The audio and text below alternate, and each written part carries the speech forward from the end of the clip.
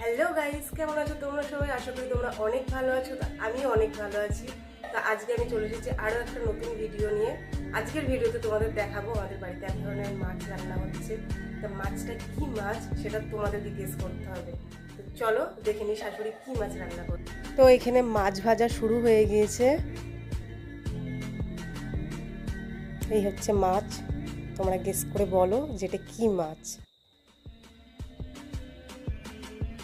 মাছ ভাজা কমপ্লিট, এবার মশলা কষিয়ে নিচ্ছে শাশুড়ি মা।